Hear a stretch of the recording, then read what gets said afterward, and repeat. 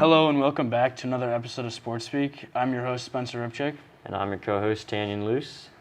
While everyone's minds are still probably on the football team's upset loss this weekend, Spencer and I are going to talk about some of the other happenings in the Penn State sports world and even bring on a special guest this episode, so I'm looking forward to that. As always, we're going to start off this with our favorite news of the week. Tanyon, I'll let you kick this one off. So my favorite news of the week is Natalie Heising, who was named the CHA Forward of the Week for the second time this season for the women's hockey team. So during the same week, Heising also became the all-time leading point scorer for the team and tallying an assist to earn her 105th career point for the team. So Heising is now just one goal behind the program record holder, Laura Bowman's 61 goal mark. She leads the team in goals this season with 6, and she's going to be looking to put more on the board going forward. Yeah, good to see that we have some happy news since last week. We had both had Penn State losses, but for the first time since 2011, Penn State men's basketball sold out its student tickets for the 2021 to 2022 season. It looks like Penn State students are really buying into the hype around new coach Shrewsbury. And just a couple of days ago, Penn State released its themes for the home games. And here are some of the ones that I think are the best in my opinion. One of the most anticipated games this season will be the Miami game, which is part of the Big Ten ACC Challenge. The theme of that game is 2000s theme, which was the time period I was born in. So I think it'll be cool to see everyone in their bell-bottom jeans and everything like that, and to see what I grew up, like what people wear when I grew up. And the other theme I like is the classic whiteout against Michigan. I like this one because it kind of correlates with the football section student whiteout, which is also against Michigan. So I like how they took from both of those there.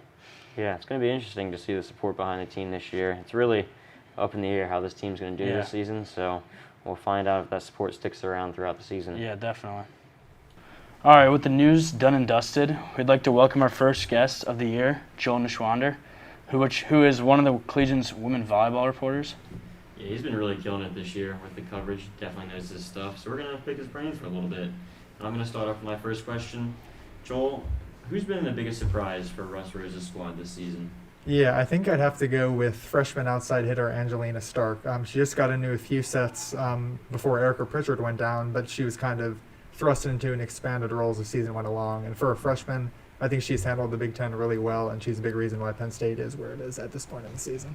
Yeah, speaking of freshmen, what underclassmen will make the biggest splash as the season wraps up, you think? Yeah, there have been a couple that have stepped up already. Sophomore middle blocker Allie Holland has taken a pretty big leap this season after only playing in 5 matches last year. She's second on the team in blocks per set with 1.19, and she's formed a really great duo with Caitlin Horde in the middle. And also Stark has been a big part of Penn State's offense. With Pritchard out, she's kind of filled that attacking role, and she had a season-high 11 kills against a really good Purdue team last weekend. I know the team has really had some struggles. They've had some up and down moments, kind of. I know they've been playing better lately. But who do you think needs to improve the most throughout the rest of the season for Penn State to exceed once they get into that postseason play? Yeah, I don't think I can single out a certain player that needs to improve since Penn State has gotten production from a number of contributors. But as a team, the Nittany Lions definitely need to get better at finishing sets.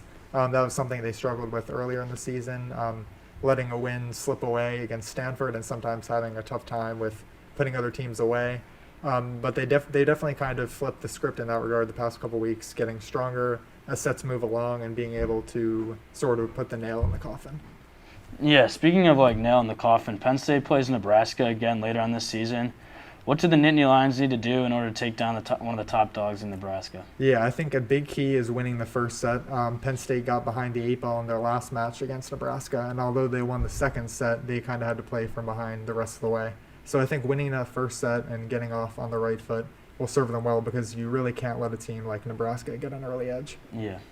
Yeah, I know there's a number of talented teams in the Big Ten this year. Do you have a prediction for really how the rest of the season is going to play out for this team? Yeah, so Penn State just finished up a huge stretch against several highly ranked opponents, and I think they looked as good as they have all season. They have a couple matches left against teams that are solid NCAA tournament teams, and also another battle with Nebraska, Ohio State, and Minnesota, who they just swept on the road on Friday. I think the Nittany Lions are pretty much locked into a top 4 finish in the Big Ten, but they definitely have to keep the momentum rolling as the regular season heads down the stretch. Do you have a score prediction for the Penn State-Nebraska game coming up?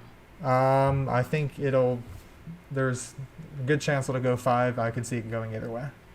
Sounds good. Is there like any other team outside of Nebraska you think really poses a threat to the Penn State squad? Yeah, I mean, Minnesota. Even though they swept them, they're still a really challenging team. Ohio State, Penn State swept Ohio State about a month ago. Then those couple of teams, along with Wisconsin, are kind of the cream of the crop in the Big Ten right now. Awesome. It seems like it's really playing out to be a really interesting season in the Big Ten's women's volleyball there. Mm-hmm. So, I mean, we're really happy that you're able to join us today. Yeah, thank you for coming on, man. Yeah, thanks for having me on, guys. Yeah, thank you. Welcome back. We've got a new segment this week that you may or may not have heard from somewhere else, but it's called Spencer's A-List. This week, I've got Penn State teams and how far they're going to go this season. And starting right off, we have the Penn State men's soccer team at number 1. Why? Because Coach Jeff Cook and his boys are in the middle of the pack of the Big Ten rankings. But prior to last week, the Nittany Lions were sitting at the top. Their offense is very spread out with 7 players finding the back of the net. Junior midfielder Andrew Privet is leading the offense for the Nittany Lions with 6 goals, and right next to him is Peter Manjuan, who has 5. Penn State did suffer 2 losses to Ohio State and Indiana, but I feel like those losses can be used as a boost to the Nittany Lions and a promising run in the postseason. Yeah, I think I might kind of point out that you said they were formerly on the top of the table there. So those 2 losses to me are really more of a concern. I think postseason play is kind of a lot about momentum and how your team is playing on like the back end of your schedule there. So when you come in with 2 straight losses, it's never a good sign. I think we honestly saw kind of a similar thing with Penn State's basketball team just 2 years ago. They vaulted up the rankings in the beginning of the season and really kind of fell flat on their feet in the second half there. Yeah, I could see that, but I think the boys are gonna be rallied up after those 2 losses, and they're gonna come in firing out of the tournament and have a big run there. But speaking then, number 2, I have women's volleyball. Why? Because they have one of the best players in all of college volleyball on their team, Johnny Parker, who has the 4th most kills in the Big Ten with 278, making Penn State have the 2nd most kills in all of the Big Ten. And Penn State still has Coach Russ Rose, right? The coach with 7 national championships and 17 Big Ten championships. He's one of the most experienced coaches in the Big Ten, and I have a feeling that they can make a deep run in the postseason. I mean, once again, they're just not really doing it for me there. I mean, the consistency has kind of been up and down for this season. I mean, I know they have an experienced team, an experienced head coach, but for me, it's all about the strength and the rest of the conference here. I mean, the Big Ten is absolutely stacked this year. They have so many teams in that top 25 there. You have teams like Nebraska and Minnesota and others that have really been killing it all season long. So I think there's really a loss kind of waiting around every single corner that this team is going to venture around, and it can come at any time. Yeah, I can see what you're saying. But I feel like Penn State's got the young talent that they're bringing up, and I feel like they can definitely make an impact. And I feel like Coach Rose will find a way to win like he always does, and I think they'll make a deep run. But number 3, we have Penn State women's soccer. Why? This team has had it up and down all season, but Coach Erica Donbach's crew can hang with the best teams in the conference. Penn State took down the 2nd best team in the nation in Purdue 2-1, and only lost to the best team in the Big Ten in Rutgers 2-1 as well. Penn State does open with Michigan, who the Nittany Lions got shut out by, but they're coming off a road game, with road come-from-behind victory over Michigan State 2-1. And Penn State's leading scorer, Sam Coffey, will use her veteran experience to put her team on a deep run. Yeah, I mean, I really want to agree with you on this one here, and I have a lot of faith in Sam Coffey and the offense. However, I found myself watching Penn State square off against Michigan the other day on TV, which is one of the few games I've gotten a chance to see this season, and really just what I saw out there didn't instill a lot of confidence in me. So I'm not really quite sure when they have to once again go to Ann Arbor if they're going to be able to turn it around. I mean, nothing really gave me that, wow, this team's not playing their best, but I think they can get it done. I think it was just a performance where the Wolverines showed they were the better team out there. Yeah, I think it'll be a revenge game. I think Penn State will come out, and I think they'll take down the Wolverines pretty easily with all those veteran leaders in the team and that new defensive scheme, that 3-back system. I feel like they'll just get it done. But with that out of the way, number 4, we have Penn State field hockey. Penn State field hockey has been in the middle of the pack all season, like men's soccer. But with 1 game left in the regular season, the Nittany Lions are currently in a 3-way tie for 2nd place at 5-2 with Michigan and Rutgers. Overall, Penn State is 4th in the Big Ten at 12-4. However, 2 of the 4 losses Penn State has come as the best team in the Big Ten, that is the undefeated Hawkeyes. And one of the Nittany Lions' other losses was Rutgers, 1-0. Luckily enough for Penn State, it has the best goal scorer in Big Ten, in this season was Sophia Gladio. Gladio leads all of the Big Ten in goals with 93, which is 25 more than Northwestern's Bente Bakers, who has the second most. I think with Gladio's help, Penn State can make a big run this tournament. But if the Nittany Lions get stuck with Iowa on their side of the bracket, I feel like they could be in trouble. Yeah, I mean, I really hate to be on the anti-Penn State train here, but I mean, like you said, they had some inconsistencies in the middle of the season there, and they have a tough side of the bracket. So I think they are coming off 2 straight wins, and I kind of want to go back to what I said earlier about momentum, but I just really don't think that applies in this case. I mean, they beat Ohio State and Michigan State to end off the season, who've just 1 win combined in conference play. So I'm really not sure how big of a feat that is to beat those 2 teams. So, I mean, that being said, those wins really have to count for something, but I'm just not sure if this team has shown that it has the ability to beat the top teams in the conference on a week-to-week basis. Yeah, I can see what you're saying, definitely. But at the very bottom of the barrel, at number 5, wrapping up the list, I have Penn State men's cross country. Why? Because Penn State is well outside of the top 25 rankings. The Nittany Lions finished second to last in the Big Ten championships last season. With the coronavirus giving an extra year of eligibility to most of those Big Ten teams, Penn State may struggle to improve its position from last year, and that's why I have them at the very bottom. You know, I'm actually going to make a positive statement here for once. I mean, I'm a distance runner at heart, so I'm going to stand up for my guys here. I mean, Penn State has a lot of experience in the top runners and the guys. They have guys like Brandon Haunt and Ben Bumgarner who've been with the team for a long time, and I think that's really always ideal in any postseason competition to have experience at the top of your roster there. But I mean, the real kind of show horse for this team is Evan Dornkamp, who's going to be the top finisher for the squad probably. He's coming off a win at Penn State's home course, which is also where the Big Ten championships are going to be held coincidentally. So I think he's going to have a good finish, and I got to show some love for my fellow Lancaster County resident. Yeah, I see that, but I just don't see them making it as far as all the teams ahead of them. That's why they're at the very bottom of my list. But I guess, I mean, anything could happen in cross country, I guess, because some people could fall down. I don't know, something like that. I've never ran cross country. Obviously, you have, so I don't know if upsets happen in cross country. Anything can happen. Mm-hmm.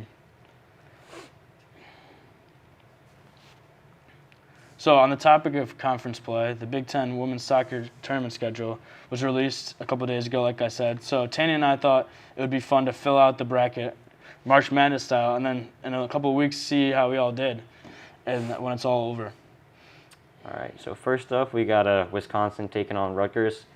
And I think this is just pretty straightforward here. I mean, Rutgers is too good. They haven't drawn or lost a game in conference play all season, so I think it's pretty straightforward there. Rutgers is going to get the win. And next up, we got Iowa versus Michigan State. I think Iowa's better in pretty much every statistical category, so I'm going to go with the Hawkeyes here. And I mean, we kind of touched on this earlier, but Penn State's going to take on Michigan in conference play here. And like I said, I just don't see the Nittany Lions being able to overcome their loss to the Wolverines not too long ago. And just what I saw out there didn't really instill much confidence in me. So I think the Wolverines are going to get it done for the second straight time in their home field. And last up, I'm going to go with my upset of the kind of tournament right here. I'm going to have the Buckeyes taking down the Boilermakers. I mean, the stats really tell me to go with Purdue here, but I'm going to opt for the upset instead. So I think this Ohio State team played Purdue really tough during the regular season. They've only lost 1-0 in overtime, so I think they pull it out this time in overtime. Yeah, I'm going to agree with you on the first game here. I think Rutgers, I mean, they're the best team in the Big Ten, so that's why they're ranked number 1. And they have Penn State transfer Frankie Tagliaferri leading the offense. Tagliaferri has the second most goals in the Big Ten with 12, and the Scarlet Knights lead the whole conference in goals of 52. And Wisconsin is the lowest ranked team in the tournament, and I think the Badgers will show some offensive inefficiency that they've shown all season. And then my next game, I have the Spartans taking down Iowa. Spartans are coming off a 2-1 loss over Penn State. However, I think they'll come into the tournament on smoke, and I think they'll beat the Hawkeyes. Michigan State has allowed the second least amount of goals this season with 12, which is right up there with the top dogs. And Michigan State's defense will be able to withstand the Iowa attack and pick up the win, I think. And then for my game, I got Penn State beating Michigan in the upset. Penn State gets its second opportunity at Michigan this season after losing 2-0. And Penn State is coming off a win, like I said, against Michigan State. And I think this time around, veteran head coach Erica Dombeck will be able to scheme against Michigan and pick up the win. And for my bottom here, this season it goes Rutgers and then Purdue. And Purdue is not far off the Scarlet Knights this season. The Boilermakers have the best goal scorer in all the Big Ten in Sarah Griffith, who leads the Big Ten with 13 goals.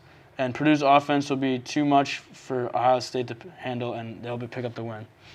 Yeah, I think I'm going to kind of concur with you in the top half of the bracket there. I don't really see many teams come even close to this Rutgers squad, especially not Iowa. So I think they're going to be too much to handle, especially given the play of the Penn State transfer, Frankie Tagliaferri. So she's really kind of on top of her game all season long. I think she's going to get it done for the Scarlet Knights here again. And then we got at the bottom of the bracket, in my bracket here, I got the Wolverines squaring off against the Buckeyes. So, I mean, that's really a classic Big Ten matchup there, Yeah. Two bitter rivals. So I think Ohio State's upset streak is going to end at one game, and the Wolverines' talent is going to ultimately win out and propel them into the final against this Rutgers team. Mm-hmm. Yeah, I agree with you up there. I think, again, Rutgers is the best team all season. Michigan State has a low-tier offense. I feel like the Rutgers will score way more goals than Michigan State will keep up with, and the Scarlet Knights will advance. And then for my bottom, obviously I have Penn State against Purdue, and this may be the best matchup of the tournament. I mean, Purdue gets another shot at Penn State. Penn State beat Purdue earlier in the season 2-1, and I feel like this time it'll go the same exact way. Penn State is finally figuring out the three-back system, and from Penn State's last game against Michigan State, Allie Schlegel is looking like herself again. I feel like this game will be almost identical to the first, so Penn State will pick up the win. Yeah, I think that bottom half of the bracket is really definitely the more interesting half there. But anyways, moving on to the final. I mean, I have Rutgers taking on Michigan. I really think it's just straight chalk once again. I think the Rutgers is really going to continue their season-long dominance and blow the Wolverines out of the water here. I think the Scarlet Knights really have kind of an unforeseen motivator here. I think they're trying to go secure that #1 seed in the NCAA tournament, and I think they're going to have the opportunity to make a statement win here in the Big Ten tournament, and they're going to get the job done against the Wolverines. Yeah, I would try to disagree with you, but it's Rutgers. I think this is a revenge game for Tagliaferri since they're playing against Penn State now, and it's kind of going to be like Tom Brady versus Bill Belichick, like it happened earlier in this football season. Earlier in the season, Penn State played Rutgers and they lost 2-1. It'll be close, but I feel like that one was close, but I feel like this one won't be. Penn State and Rutgers have the two best offenses in the Big Ten, but Rutgers is just way better. And Rutgers wins, and Tagliaferri has multiple goals in this game, I think. Yeah, sounds like we're pretty clear on the top half of the bracket there, but we're going to have to check back in a week or so to see who ended up getting the bottom there. Mm-hmm. But so that's all we have for this episode of Sports Speak. We're going to be back again next week with another episode and hope to have some new stuff for everyone. Yeah, if you want to get more sports content from the Collegian or any news of that kind, visit www.collegian.psu.edu. And if you like these podcasts or any other phenomenal content from the Collegian, please consider subscribing to the Daily Collegian YouTube channel. Thank you, everyone, and have a great rest of your week.